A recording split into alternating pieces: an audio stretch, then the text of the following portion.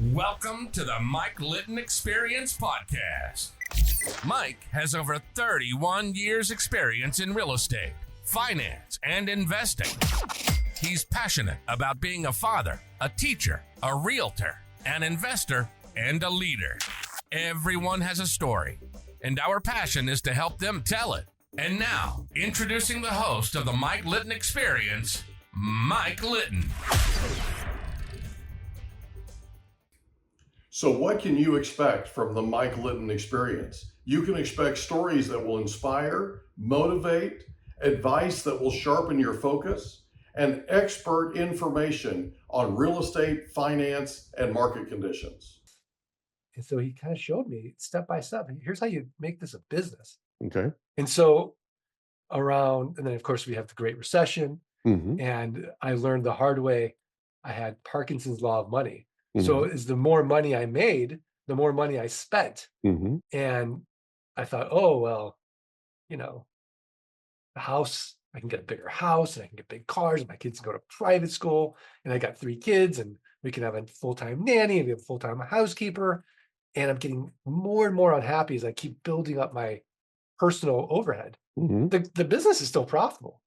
And so about 2010, started slashing everything and really realized that there's nothing out there that's going to make me happy. And so this sort of cultural vision I had of success was not living up to what I thought it would be. Yeah. And I really started to see like, oh my gosh, if I just spend more time playing charades with the kids, I'm much happier. And spending more time with his family, I'm much more happy. Like, oh my gosh, there's nothing out there. It's all this internal feeling of not being enough. Yeah. And so I kept chasing and chasing and chasing. And finally I realized like, this is an internal game that I'm playing. And so whittled it down, started back up, and really became really serious about building a sustainable business and the craft of entrepreneurship, and not sort of looking successful, but actually really being successful for what I would consider successful. Right. And that internal gauge. So you turn land into passive income. How do you do that? Okay, Mike, let's use you as a case study. I'm Okay, walk use you me as through a it case step by study. step. So where do you live now? Oceanside, California. Okay, you're in Oceanside, California. I'm going to assume that you own 5 acres of raw land where I live in Arizona. Okay. And you owe $200 in back taxes. Okay. So you're advertising 2 important things. Number one, you have no emotional attachment to the raw land. You're in California, properties in Arizona. And number 2, you're distressed financially in some weird way. Yeah. Because we don't pay for our property taxes. We don't value that property in the same way. And as a result, the county treasurer keeps sending you notices saying, Mike, if you don't pay your property taxes, you're going to lose that property to a tax deed or a tax lien investor. So all I'm going to do is look at the comparable sales on your 5-acre parcel for the last 12 to 18 months. I'm going to take the lowest comparable sale. Let's say it's $10,000. I'm going to divide by 4. And that's going to get me what Warren Buffett would call a 300% margin of safety. Okay. So I'm going to send you an actual offer of $2,500. Now you accept it. Why? Because for you, $2,500 is better than nothing. Sure. In reality, 3 to 5% of people will accept my quote unquote top dollar offer. Wow. But now that you've accepted it, I have to go through due diligence or this in-depth research. I have to confirm you still own the property. I have to make sure the back taxes are only $200. I have to make sure there's been no breaks in the chain of title, no liens or encumbrances. And so I had this large due diligence report. I outsourced it to my team in Jamaica. It costs about $11. They're connected to an American title company, and they do all that work for me. Now, if it was more than $5,000, I would just close traditionally through a title company. But for $2,500, I'll take a little bit of title risk, save some money. I send you a check for $2,300, send the treasurer a check for $200. I own it free and clear. And now I'm going to sell it 30 days or less. I'm going to make a cash flow.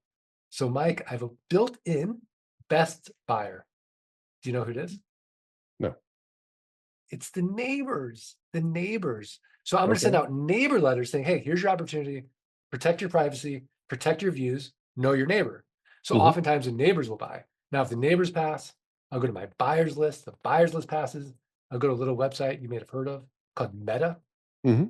the Facebook buy sell groups in the marketplace. Mhm. And then I'll go to the lands, land.com, landmodo.com, landfarm.com, landsofamerica.com, landflip.com, landhub.com. These are platforms where people buy and sell raw land. Mhm. But the secret is in the pricing, because all I'm going to ask for is a $2,500 down payment for someone else to control that 5-acre parcel.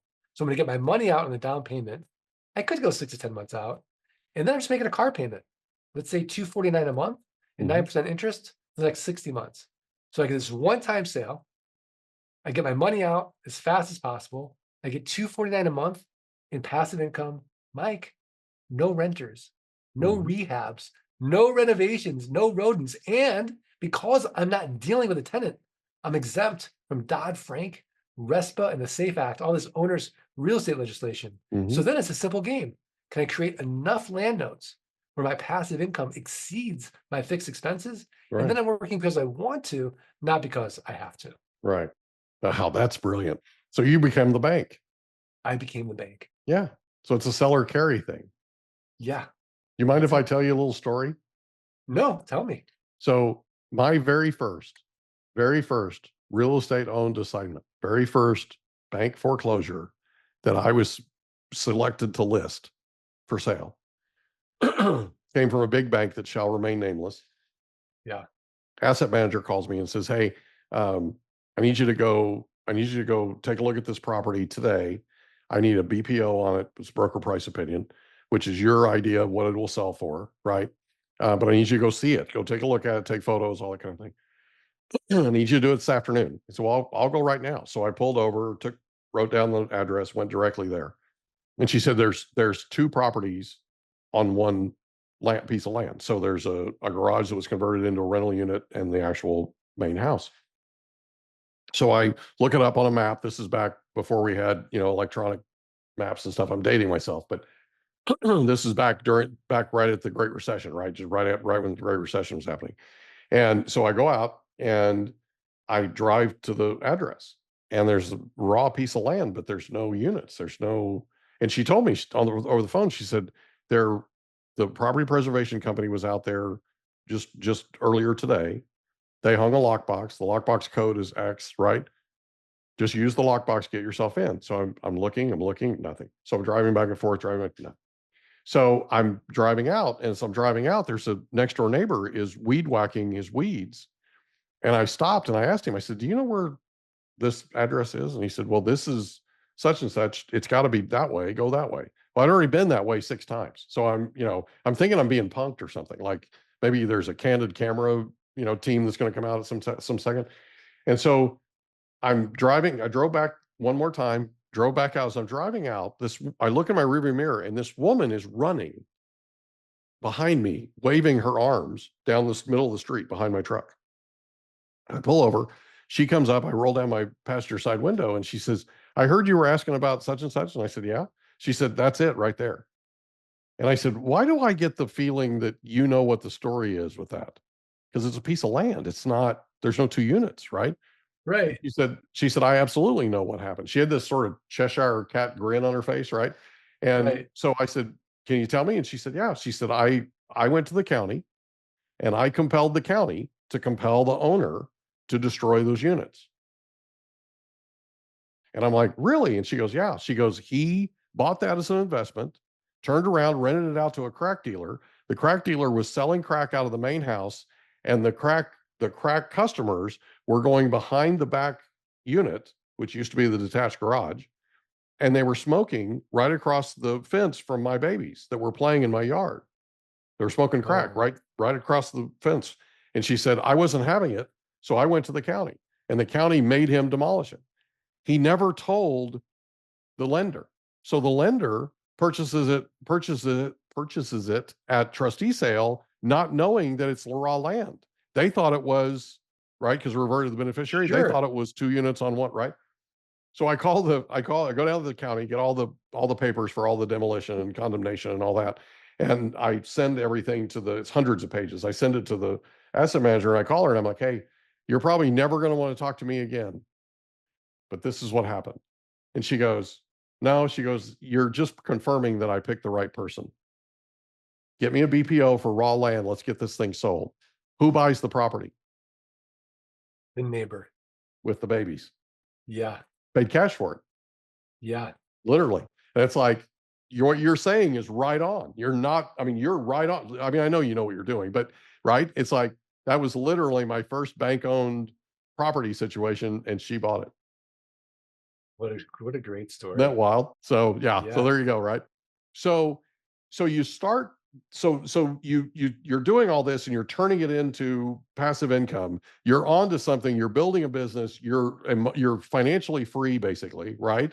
Yeah. What is it that made you decide to start the Land Geek? So what compelled you to start sharing this with people? So there's two answers. You know, the first answer is the practical answer, which was I got a call and I was on vacation in Northern California with my family, and this guy named Tori calls me. He's like, I'm on your website. I'm really interested in what you do. Can you teach me how to do what you do? I said, I don't really teach it. And he says, well, what if I pay you this? I said, oh, okay, maybe. So I go to my wife. I said, hey, this guy wants me to teach him the land business. And she's like, well, aren't you going to create your own competition? That makes no sense. So I said, well, let's put on the investment banking hat. And the first question is, well, how big is the market? Right. And so there's billions of acres of raw land available in the United States. Pretty good size, right? Yeah. And you could not think of a more boring real estate niche. Yeah. So if you go on HGTV or the DIY network, you're never going to see Flip This Land.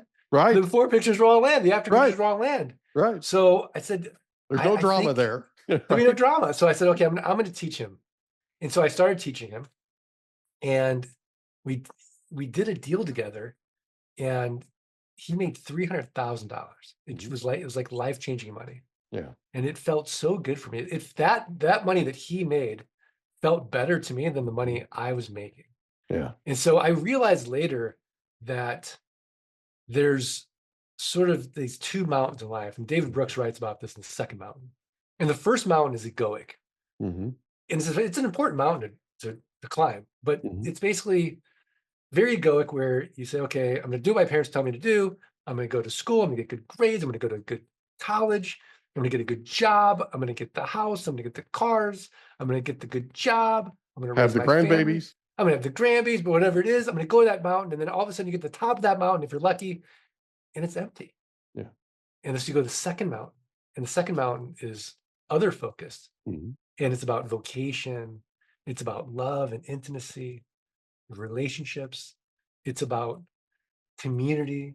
It's about like your faith and spirituality. And it's a way harder mountain to climb, but it's a way more fulfilling mountain. It's fulfillment. And so that's really why I teach it. And for me, to free thousands of people so that they solve their money problems and their time problems, they can move up Maslow's hierarchy of needs and the self-actualization and really have the time, energy, and resources to do what they really want to do in life is the most fulfilling thing for me. Well, I think the coolest thing about your company, and again, I'm an observer, right? I'm from the outside looking in, but I think the coolest thing about your company, and I've spent, as I told you before we hit record, I spent some time on your website, is the number of people that you've inspired to do this with you. Not just the people that are students of yours, but people that were students of yours that are now working with you. And like I mentioned to you, everybody has an AKA, right? The dude, or right? I mean, it's wild, but it's cool in that they've been inspired to make a difference, just like you're doing, just like you started doing with Tori, right? They've been inspired to make a difference, and they're changing people's lives every day. And I just think that's one of the coolest things you could possibly do. And it's got to be incredibly rewarding for you to be able to do that and have that kind of an impact on not just one person's life, but literally thousands. Yeah, that's it. I mean, I want to be that pebble in the pond and have that ripple out. And I think that if we can solve that big bucket of stress in our lives called money, then that ripples out and it affects everyone in their life as well. Yeah, it really is a big bucket of stress, right? It I mean, it's can be. crazy. It can be. Yeah, Yeah. absolutely. Well, the thing that I love that you talk about is quality of life, right? Because you got to a place to where it was like it was a machine. You're just feeding the machine, right? And the housekeeper and the cook and all the stuff, that's all expense. That's all something you got to get up every day and go pay for, right? Right. Now you're in a place where you've sort of flipped it on its head, and you're literally in a place where you're going to work because you want to, not because you have to. And that's sort of the running theme with your company and with everything, right? So in 2015, it looks like you started your podcast. Yeah, I might have. I mean, I started maybe one of them. I started the Land Geek podcast, I think in 2011. Okay. Okay. And then I started the Best Passive Income Model podcast, I think 2015. I'd Oh, have there you guys go. like Okay. Grant So that's the Cardone one I on. saw. I got I'd you. ask Grant Cardone, do I have the best passive income model? I got bored with that. And now today I have the Art of Passive Income Model podcast. Gotcha. Yeah. So what was it that you learned in podcasting? What was the thing because it looks like from your website that a lot of people heard your podcast and were inspired to work with you. So what was it about the podcast what was your favorite thing about it? I love the podcast. And I still love my podcast because I never would meet you if I didn't have a podcast. Yeah. And like you, I'm eternally curious about other people's lives, what matters to them, their values, how they make money, how they create passive income, what freedom means to them, what success means to them. And I'm just endlessly curious about it. And so I get to meet best-selling authors that I never would be able to get to meet if I didn't have the podcast.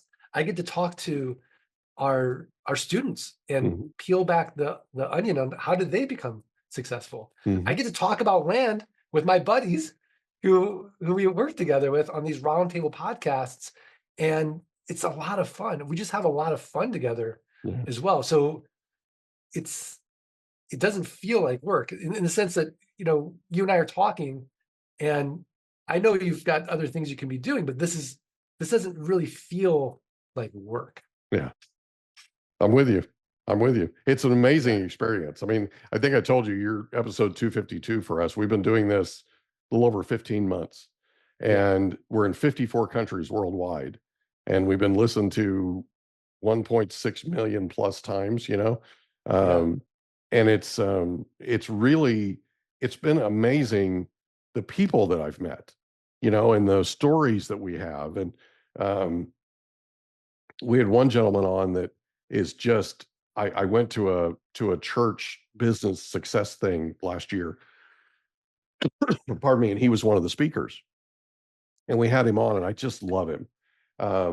And about 3 or 4 months after he was on our podcast, and we had a chance to get his life story on tape, that kind of thing, he passed away suddenly. And the thing that we take comfort in is we know where he is, right? And we'll see him again one of these days, but we also have his life story that we can share with people, right? And it's just it takes what we do and puts it in a completely different light. Kind of like what you experienced when you helped Tori versus what you were doing for yourself. Yeah. What a poignant story. I had he was a pastor, Larry Merle, and he was able to full-time pastor working 60 hours a week. He was doing land part-time, and he built up his passive income to over $10,000 a month. He's out on the golf course, had some congenital heart thing, and that was it. And so, but I had interviewed him twice, and so I got his story, and he was so inspirational, and just one of those guys who's like just a beam of light.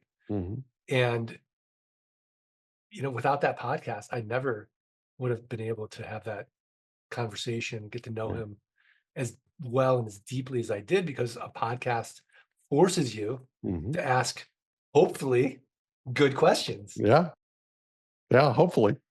So you decided at some point to write a book. And I know there are people that are going to listen to this podcast episode and they're thinking about writing a book. Can you go through that sort of process, that thought process that got you there? And what was it that made you do it? So I've got 3 kids. I thought, oh, this will be a good legacy, Mm-hmm. right? Because a book is like a podcast. Mm-hmm. It lasts essentially for as long as people know about it, right? Mm-hmm. Yeah. On Amazon. And so that's really what motivated me. And I wanted to share my story. I wanted to be vulnerable. I wanted to talk about the mistakes I made and then explain the land investing niche and get it out there. And so that's what I did. And it was not fun because at some point the publisher is like, you have to lock the manuscript. Mm-hmm. And it's terrifying because you can't go back Mm-hmm. and edit it. And you have to live with it's good enough. Mm-hmm. And so I remember how miserable I was and how I procrastinated it. And I'd go back and I'd edit it and I'd sit and I'd go back and edit it. Mm-hmm. It was just miserable. And then I locked it and, it's in doing it. And so I just finished the second book. Awesome. Dirt Rich 2, How to Scale Your Land Business. And it was the same experience, but not as bad Yeah. because I knew what those feelings would be. Yeah. So it was, your little battle hardened. Skin was a little hardened. Yeah. Right. Skin's a little You got some hardened. calluses. So like after, so then like now I'm like on my third, like what are you thinking about? Okay, I'm going to do a third book. Yeah. Because it just gets easier and easier. You can see how people can just write books after book after book, but the first book is just miserable. Yeah. That's what I heard. At least it was for me. I had an author on that's just finished his 4th book, and he's 88 years old, and he's a absolute kick. And I asked him about the thought process and what made him do it and all that kind of thing. And he kind of had the same experience, right? And then the second one was easier, and the third one was easier, and the fourth one was easier. And now he's working on the 5th one, So and he's going to have that done in a year, So kind of cool. Yeah, it's cool. And well, that's awesome. You go on the Amazon reviews, and it always bothers you when you get that 1-star review. Yeah. But it's also so good for the ego. Yeah. As well. It's like, okay, I'm not for everybody. That's good. Because I talk to my mom every day. She loves me. Yeah. So you're accepted. I'm 5. Yeah. She thinks I was 5-star. But and so I think it's really, it's in that process too of doing your best and letting it go and not feeling the external pressure to please everyone because you can't. Yeah. There's something about that as well with a book that just lives out there, and people either love it or they hate it or whatever. They feel in the middle, like you see what people get out of it. Mm-hmm. That's true. Well, that's awesome. Is there anything you'd like to cover before we wrap up? I think, Mike, these are great questions. I have lots of questions for you. Oh, awesome. Well, I'd love to be on your podcast. Yeah, you should come on the podcast. It'd be a good time. We'd have a good time. Keep talking about the things, but hopefully, people are getting value out of our conversation. And speaking of the book, I'd love for them to get Dirt Rich for free. Just pay shipping. So I gave you a link to share with your audience. Cool. We'll put the link in your episode description so people can click on it. So it'll be right below this. Awesome, buddy. Thank you so much for being our guest on the Mike Litton Experience. This has been fun. Thanks, Mike. Great experience. I've enjoyed every second. Great to meet you. Same here. We hope you enjoyed another episode of the Mike Litton Experience. If you did, do us a favor, smash that subscribe button, tell your friends, family, and coworkers about our program, and wherever you get your podcasts, please leave us a rating. It helps us to connect with quality people just like you. And that's a wrap. Another episode of the Mike Litton Experience in the books. Reach out to Mike on Instagram at Litton Realty. Want to meet with Mike? Check out calendly.com/Rio760.